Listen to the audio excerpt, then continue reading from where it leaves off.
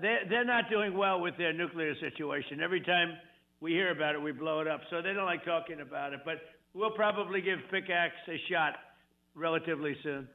3 nights in a row. That's how many consecutive nights the U.S. military has now struck Iran, and on the third night, President Trump said something out loud that changes the entire shape of this war. He named a mountain, not a city, not a base, a mountain, and what's buried inside that mountain might be the reason this conflict doesn't end anytime soon.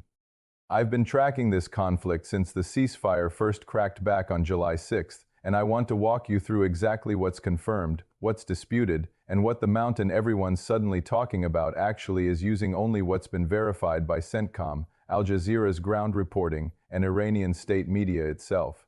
No guessing, just what we actually know. If you're just catching up, here's the fast version. This war didn't start last week. It started on February 28, 2026, when the United States and Israel launched a coordinated opening strike that killed Iran's supreme leader, Ayatollah Ali Khamenei, along with several senior officials. That single strike triggered weeks of missile and drone exchanges across the region, dragged Hezbollah back into a shooting war with Israel in Lebanon, and shut down the Strait of Hormuz, the narrow waterway that roughly a fifth of the world's oil and gas passes through. After 5 brutal weeks, the US and Iran agreed to a ceasefire on April 8th. It didn't fully hold. Talks in Islamabad collapsed in mid-April. The US imposed a naval blockade on Iranian ports, and it wasn't until June 17th that Presidents Trump and Pezeshkian actually signed a memorandum of understanding, a real, on-paper agreement meant to end the war within 60 days. Both blockades lifted. Cautious optimism returned. Ships slowly started moving through the strait again. That lasted less than 3 weeks. Here's the timeline, and I want you to notice how fast it moves. On July 6th and 7th, multiple commercial vessels were struck in the Strait of Hormuz. Iran didn't formally claim responsibility, but the pattern ships hit specifically on the southern route that Iran has never accepted, pointed directly back to Tehran. The US didn't wait. CENTCOM launched a large-scale strike against Iranian coastal defenses, missile sites, and naval assets. Iran responded by hitting US-linked facilities in Bahrain and Kuwait. President Trump then said publicly that the ceasefire, in his words, was over, while still leaving the door open for talks to continue. And then it kept going. On July 8th and 9th, more explosions were reported across southern Iran: Bushehr, Konarak, Bandar Abbas. On July 12th, Iran's own military declared the Strait of Hormuz closed over what it called continued US interference. By July 13th and 14th, CENTCOM confirmed a third consecutive night of strikes, this time targeting Iranian coastal defense systems, missile and drone sites, and naval capabilities in a 5-hour operation. Iranian state media reported explosions on Kish Island, Keshem, Abu Musa, Bandar Abbas, and Jam. Local officials in Khuzestan province said several people were injured in strikes near Omidyeh. 3 strikes, 3 nights. One waterway that the entire global economy runs through. If you want the real, sourced version of this conflict as it develops, not speculation, not recycled headlines, this is exactly what this channel does. Hit subscribe now, because what Trump named as the next target completely changes what the next strike could actually mean, and you don't want to miss that part. So here's the name that changed the conversation this week: Pickaxe Mountain.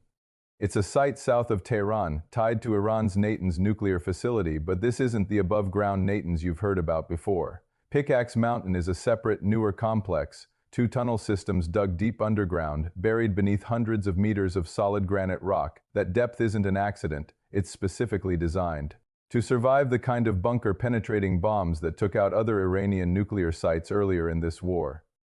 U.S. intelligence assessments, according to reporting from Al Monitor, suggest Tehran may be building an undeclared uranium enrichment facility inside that mountain, something analysts describe as a strategic hedge, a backup nuclear capability kept in reserve in case the rest of the program gets destroyed.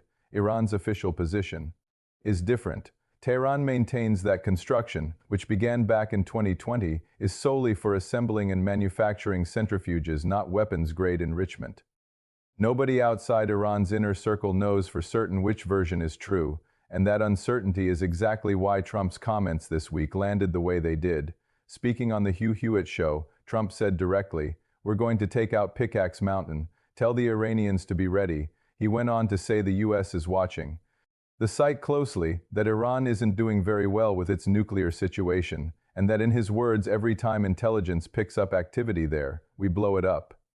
Think about what that actually signals. Every strike so far in this latest round, the tankers, the coastal radar, the small boats, has been about controlling the Strait of Hormuz. Pickaxe Mountain is a completely different category of target. It's not about shipping lanes, it's about Iran's nuclear program itself, buried under enough rock that even the US's most powerful bunker-penetrating weapons may need to be used in combination to fully reach it. If that mountain gets struck, this stops being a war over a waterway. It becomes a war over whether Iran gets to keep any nuclear capability at all.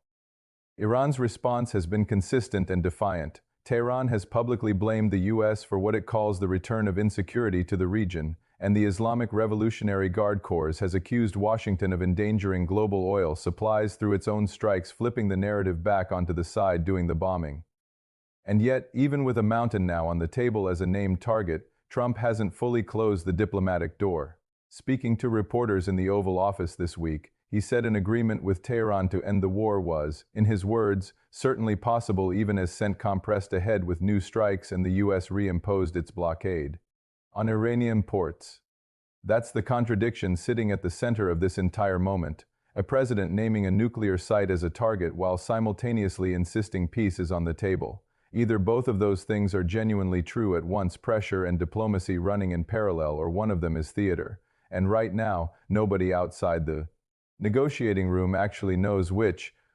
Let's talk about why this matters even if you've never thought about the Strait of Hormuz in your life. Roughly a fifth of the entire planet's oil and liquefied natural gas passes through that waterway.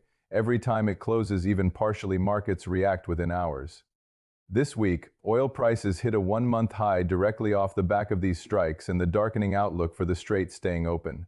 That's not an abstract number on a financial news ticker. That translates into higher prices at gas pumps, higher shipping insurance premiums, and real cost pressure on economies that have nothing to do with this war at all. And here's the part that makes this specific escalation more dangerous than the earlier rounds. A strike on Pickaxe Mountain wouldn't just threaten shipping lanes. It would be read around the world as the United States crossing from protecting commercial traffic into actively dismantling Iran's nuclear capability, a much bigger, much more provocative category of action, one that regional governments, oil markets, and Iran's own military would all respond to very differently than they've responded to boat and radar strikes. Step back for a second, because there's a pattern here worth naming directly. Since the June 17th memorandum was signed, this conflict hasn't collapsed all at once, it's unraveled in stages. A tanker gets hit. The US strikes back, each time a little larger than the last. Iran responds against US-linked targets in neighboring countries. A brief lull. Then it repeats, with the ceiling slightly higher each time. 3 tanker strikes became an 80-plus target night. That became a 3-night, 5-hour strike campaign hitting 6 different Iranian coastal cities. And now the conversation has moved from radar installations and small boats to a fortified nuclear site under a mountain.